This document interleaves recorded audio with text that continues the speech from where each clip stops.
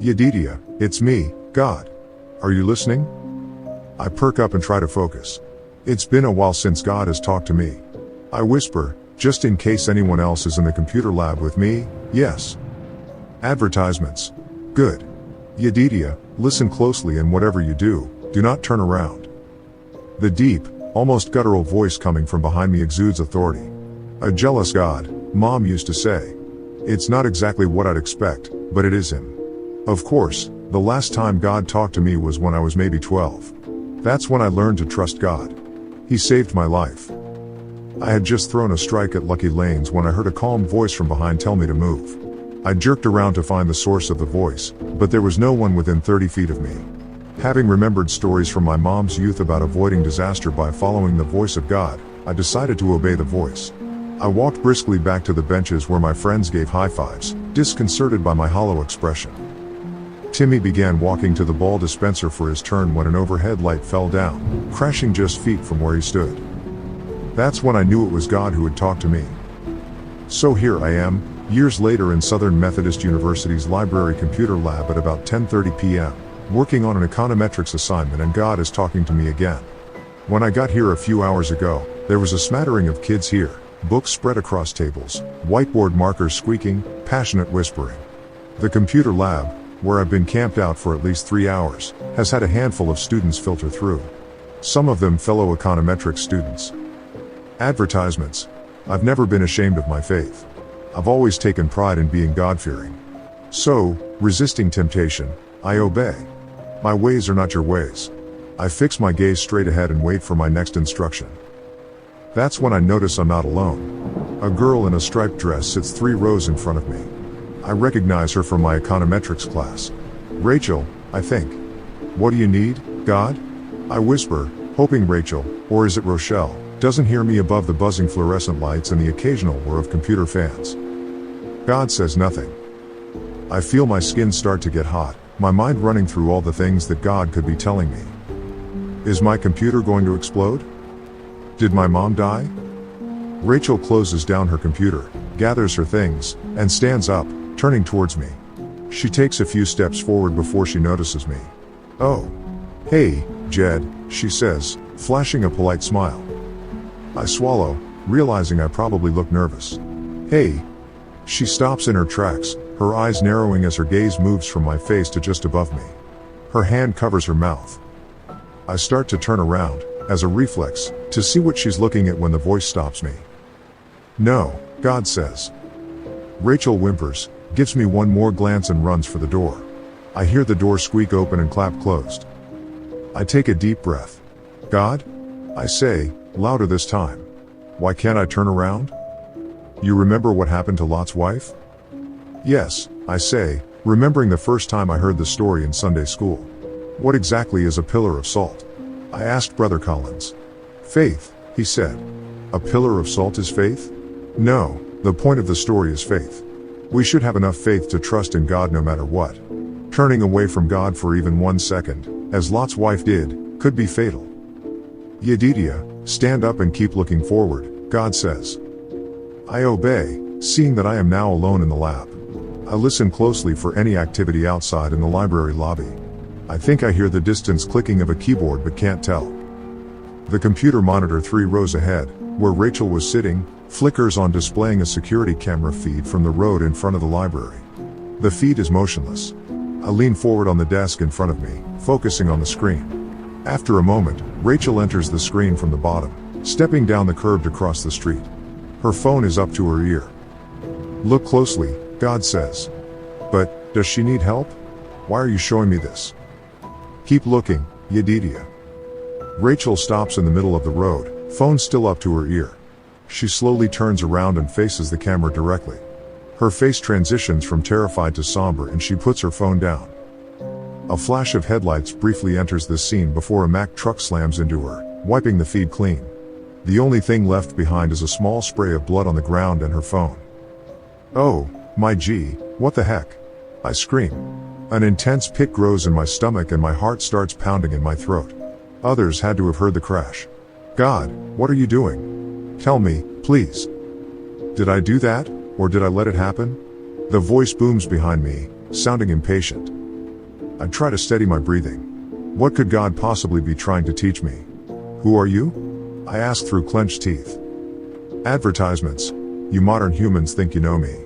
You take far too much liberty upon yourselves to interpret my intentions. And I must say, you paint a very creative, very rosy picture of me.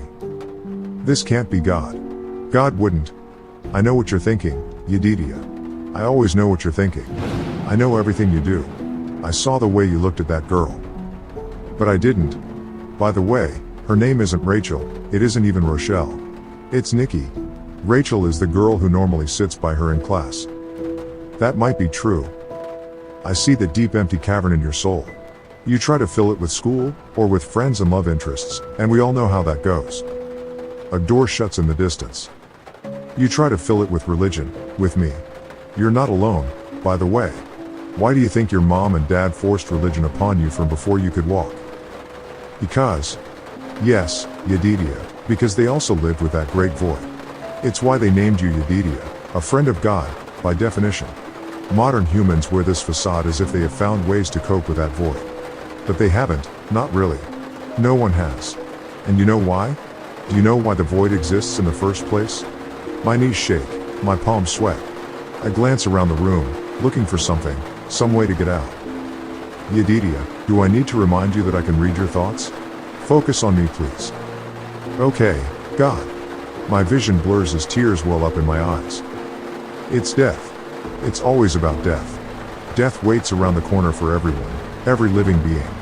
Yet no one knows what awaits them on the other side. People pretend to know, but no one actually knows. And it's that unknowing that creates the cavernous void you all pretend to peacefully coexist with. Don't think about Mom. Don't think about Mom. Ah, yes. Your mother. Sweet Rebecca. She loves you dearly, doesn't she? Truly Christ-like, that one. From what I understand, she has breast cancer, doesn't she? Caught it a bit late, huh? Maybe I should have spoken to you then. Wouldn't it be tragic if she died? Wouldn't it be tragic if she died tonight? From something completely unrelated to her condition?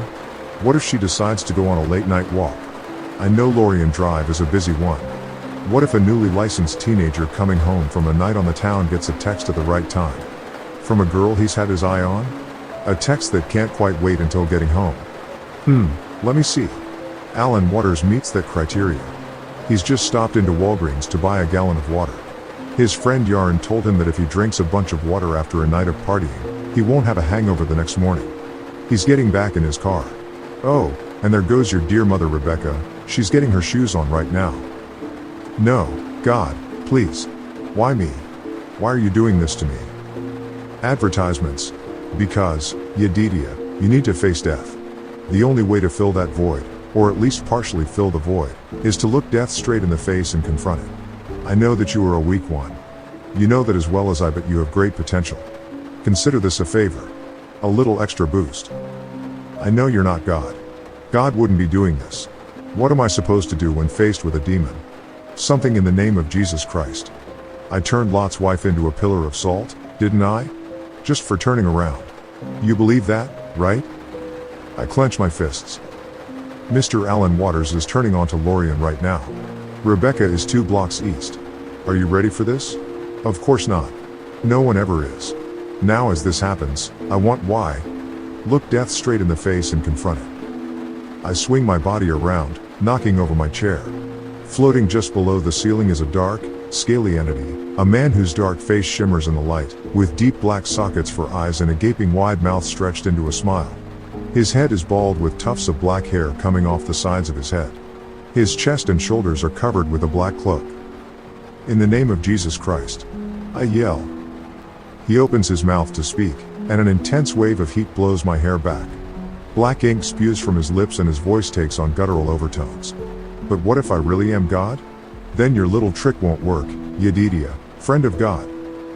The computer lab is overtaken by a hurricane of black dust and intense heat. I clench the desk in front of me, but it's scalding hot. The ground begins to shake, and ceiling tiles begin falling, crashing all around me. Computers fall off tables, shattering on the floor. The overhead lights flicker and die. The entity grows taller and taller, his smile becoming penetratingly sinister. For a moment, I'm floating in the sky above my mother. She's out for a walk, as I feared. She's in a daze and I can tell she's been crying. I hear the screech of a car from just up the street. My mom darts her eyes up fearfully.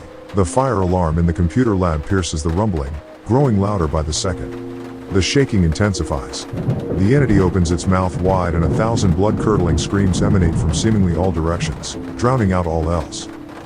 I lose feeling first in my feet and hands, then in my legs and arms, and then finally in my stomach and chest.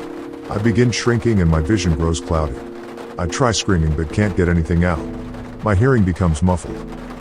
And then I taste salt.